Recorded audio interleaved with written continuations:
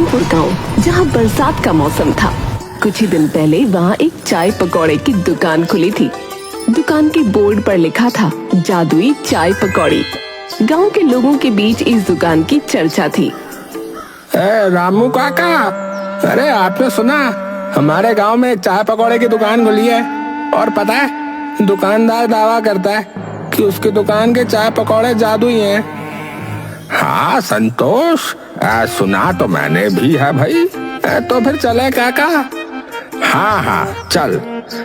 वैसे भी मौसम बड़ा अच्छा हो रहा है भाई। है देखो, बादल गरज रहे हैं, चिड़िया चहक रही है। ऐसे मौसम में चाय पकौड़े मिल जाए तो भैया हा मजा ही कुछ और है। चल चल चल।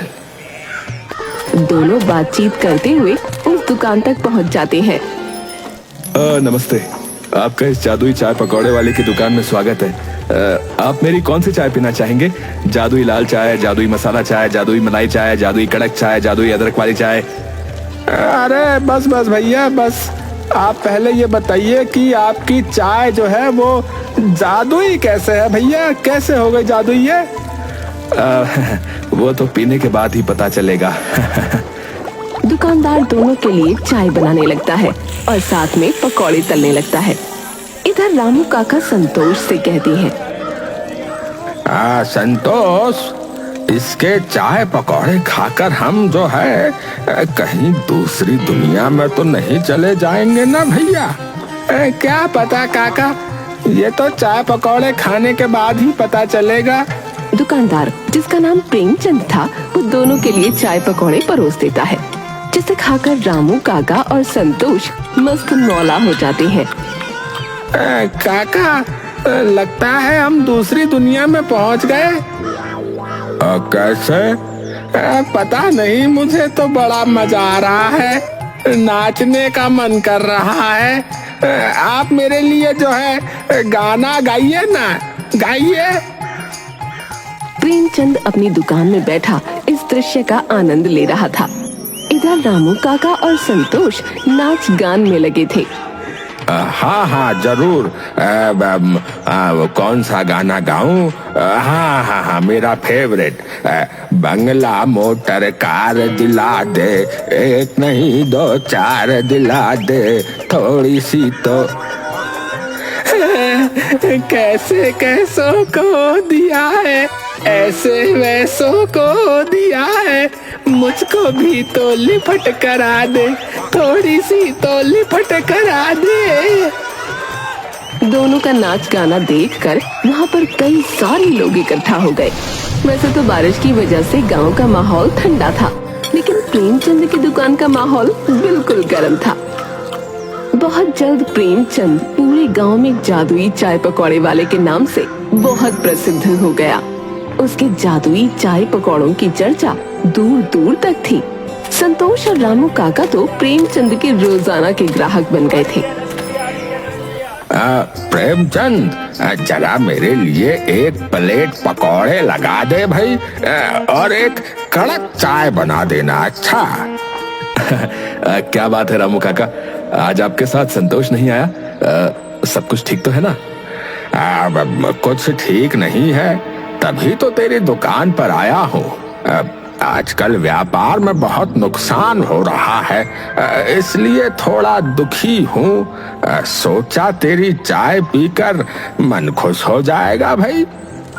फिर तो आपने बहुत अच्छा किया जो यहाँ चले आए। मैं अभी आपको गर्मा गर्म चाय बना कर देता हूँ। है? प्रेमचंद रामू काका को चाय बनाकर देता है। चाय पीकर रामू काका का दिल खुश हो जाता है।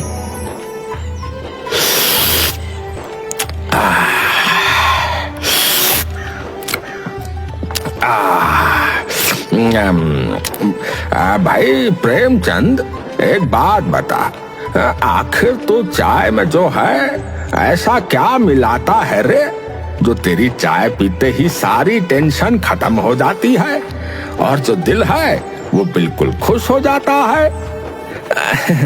कुछ खास नहीं रामू काका, बस आप सबका आशीर्वाद है।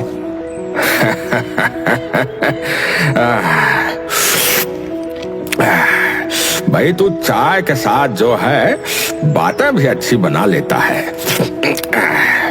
ठीक है, अब मैं चलता हूँ है। ये ले पैसे पकड़। हाँ।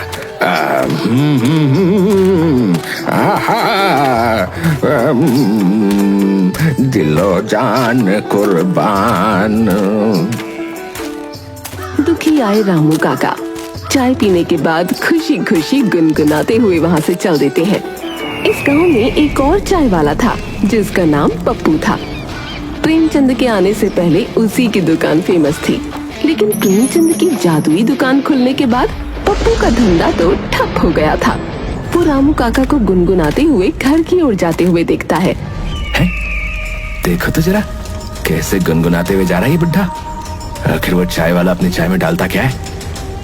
एक एक करके उसने मेरे सारे ग्राहक छीन लिए, और ये बुड्ढा, इसने तो मेरी दुकान पर आना ही छोड़ दिया।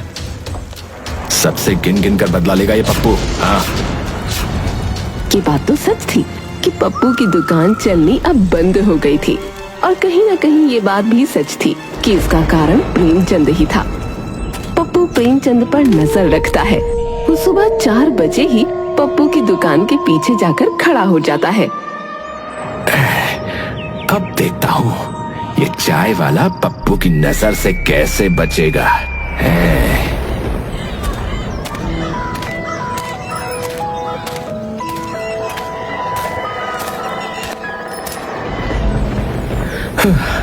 अरे बाबा, आज तो बहुत देर हो गई। जल्दी से सारी तैयारी कर लेता हूँ। 1 घंटे में ग्राहक भी आने शुरू हो जाएंगे। अरे लगता है मैं तो अपनी भांग की पोटली घर ही छोड़ आया। ओहो, है? क्या कहा इसने? भांग की पोटली? तो इसका मतलब ये चाय और पकौड़ों में भांग मिलाता है। मैंने तो खामखा इसको महान समझ लिया था। इस तरह तो महान मैं भी बन सकता हूँ। अब देख चाय वाले, पप्पू तेरी छुट्टी कैसे करता है। पप्पू खुश होता हुआ वहाँ से चला जाता है। प्रेमचंद जल्दी से अपने घर से भांग की पोटली ले आता है और चाय बनाने वाले दूध में भांग की बहुत कम मात्रा डाल देता है, और साथ में पकौड़े बनाने वाले बेसन में भी।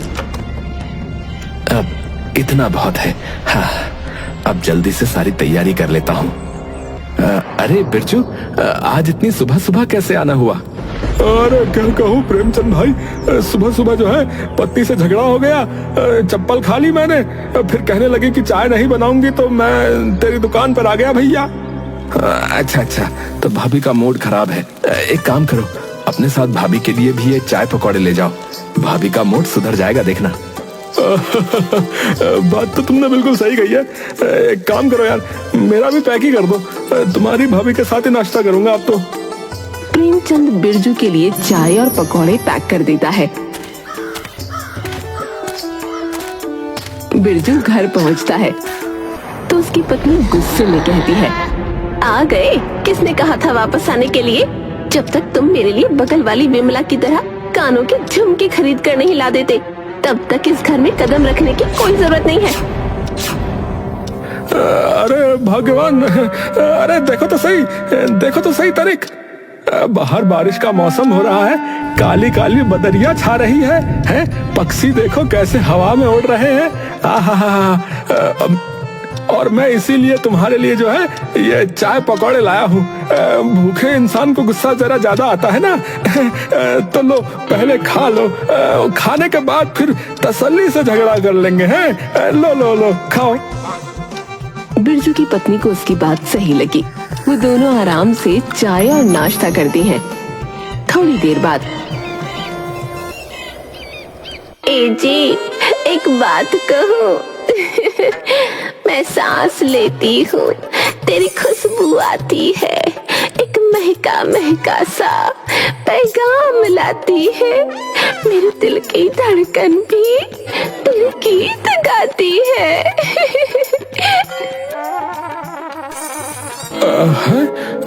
चुमकी, क्या तुम्हें बगल वाली बिमला की तरह झुमके नहीं चाहिए क्या?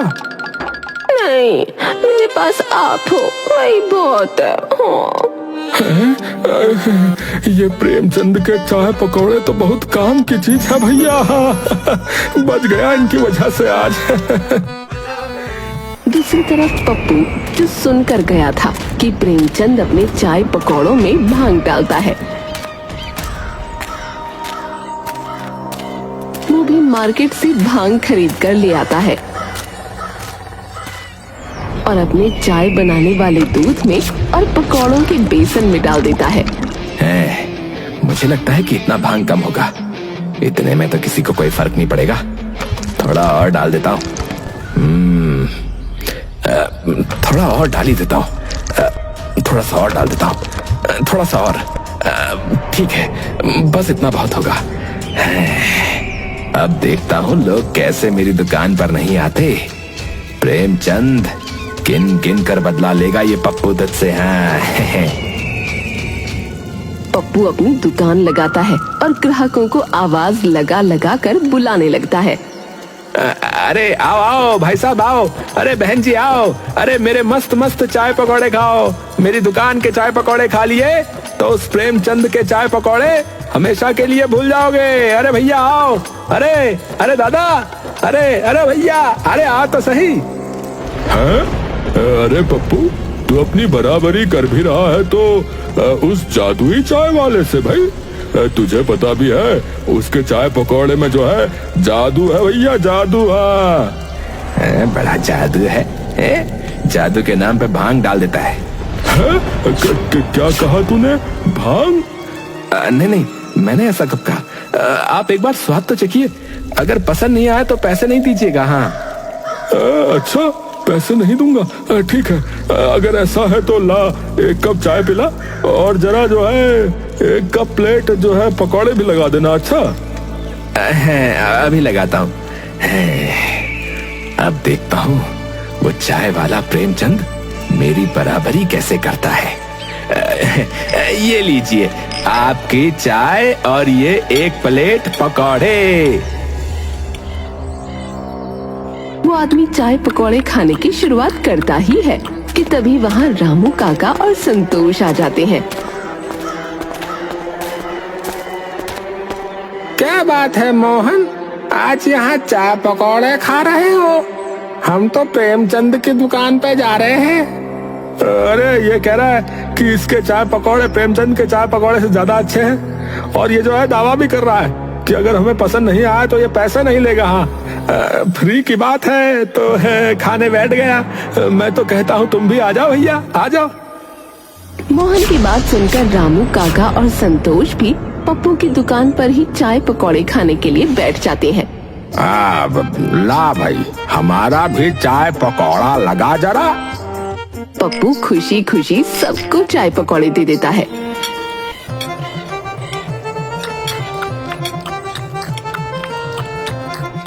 बातें करते करते वो तीनों सब खत्म कर देते हैं।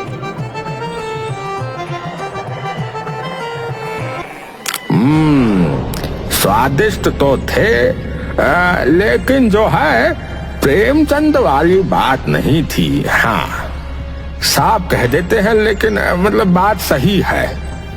काका मेरा सर घूम रहा है। आपका भी सर घूम रहा है क्या?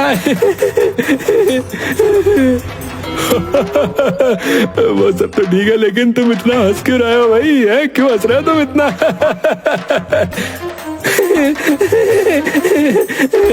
अरे हंस तो तुम भी रहे हो। अरे कितने जोर से हंस रहे हो तुम? अरे तुम दोनों को क्या हो गया है भाई? है?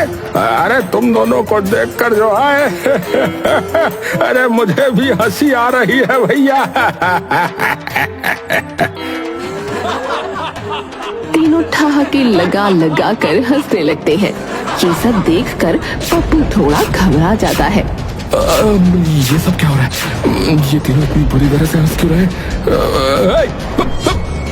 तुम तीनों यहाँ ड्रामे मत करो, बता रहा हूँ। मेरे पैसे दो और जाओ यहाँ से। हाँ, क्या कहा तुमने?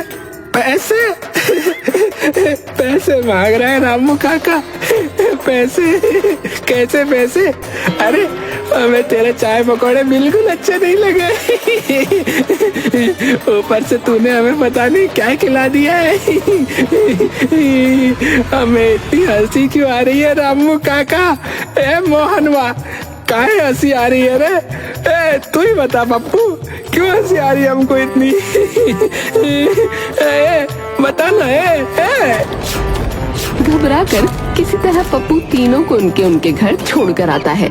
संतोष की पत्नी कहती है, जी आप तो ठीक से खड़े भी नहीं हो पा रहे, क्या आप नशा करके आए हैं क्या?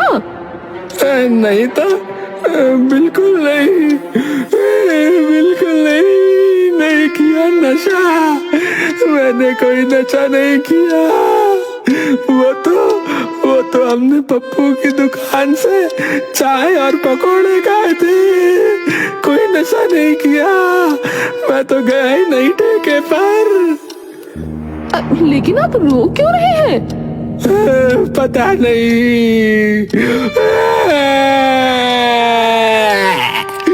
बहुत रोना आ रहा है मुझे।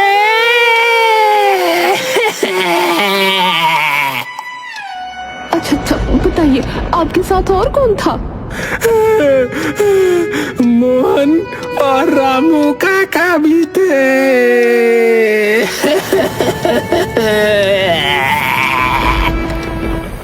संतोष की पत्नी बहुत चालाक औरत थी।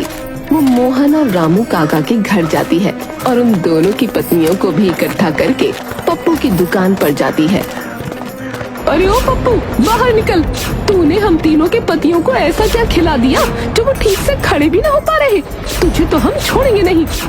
तीनों अपनी चप्पलें निकाल के पप्पू की धुलाई करने लगती है। अरे बचाओ, अरे कोई मुझे बचाओ भाई, अरे कोई मुझे इस काली दुर्गा सरस्वती से बचाओ। पप्पू अपनी जान बचाकर भाग रहा था और वहीं वो तीनों पप्पू के पीछे पड़ी थी।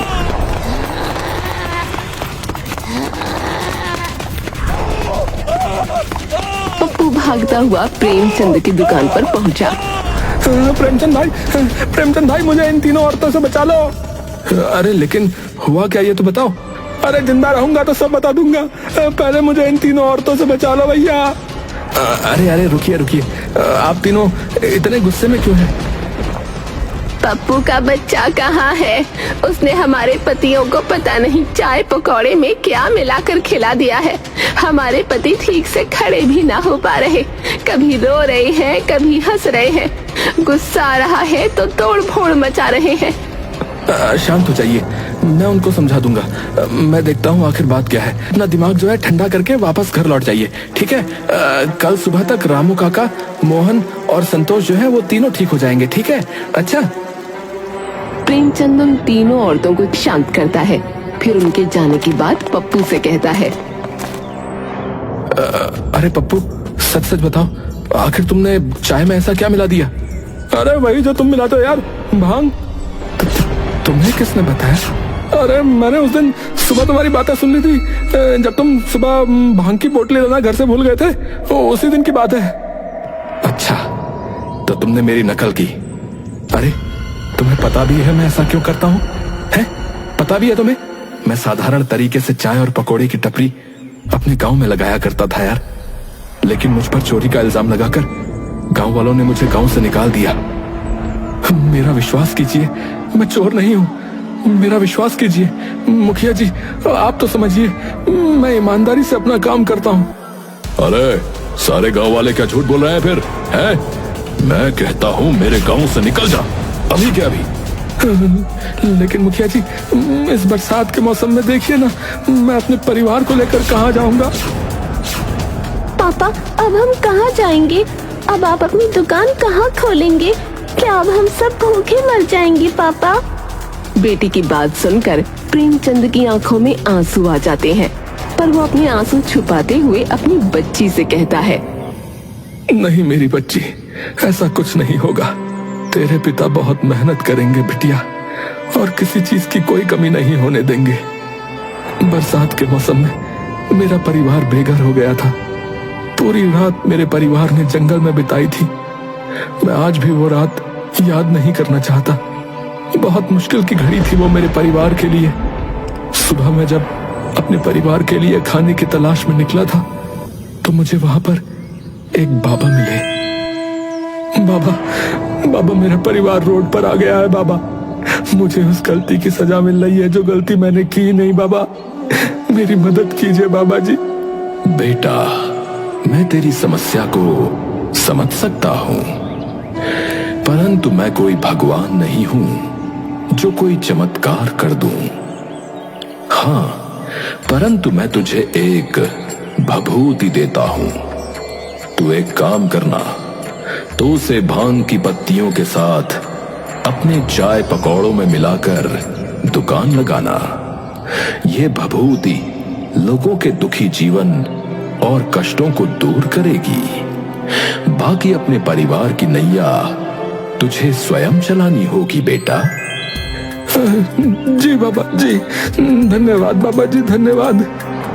मैंने उन बाबा जी से मात्र मदद मांगी थी। मैं नहीं जानता कि वो मेरे बारे में इतना सब कुछ पहले से कैसे जानते थे, परंतु उनकी बातों से मुझ में बहुत आत्मविश्वास आया। मैं अपने परिवार को लेकर फिर इस गांव में आ गया और अपनी सारी जमा पूंजी इस दुकान में लगा दी। बस यही राज है मेरा। तेरी कहानी तो बहुत तेरी कहानी सुनकर बहुत दुख हुआ दोस्त। मुझे साथ ही माफ भी कर देना दोस्त। मैंने बिना तुम्हारे बारे में जाने तुम्हें गलत समझा। उस भभूति को भांग के साथ इस्तेमाल करना था, इसलिए मैं उसे भांग कहता था और तुमने गलत समझ लिया। अरे तो मैं भी क्या करता, तुम अच्छे से जानते हो। तुम्हारी वजह से मेरी दुकान बिल्कुल ठप हो गई है। मेरा भी तो परिवार है ना, मैं भी अपने परिवार में इकलौता कमाने वाला हूं। अब मैं समझता हूं दोस्त, क्यों ना ऐसा करें कि हम दोनों साथ मिलकर काम करें। बदले में तुम ये मेरा राज किसी को भी मत बताना। बाकी हमें जो भी मुनाफा होगा हम ईमानदारी से आधा आधा बांट लेंगे। पप्पू प्रेमचंद के सौदे से बहुत खुश होता है और अब वो दोनों पार्टनरशिप में दुकान चलाने लगते हैं। और ये राज कि प्रेमचंद अपने पकौड़े और चाय में क्या मिलाता है, राज ही रह जाता है। पूरे गांव के लोग अभी भी उनकी दुकान पर आते हैं, जादुई चाय पकौड़ों का लुत्फ उठाते हैं।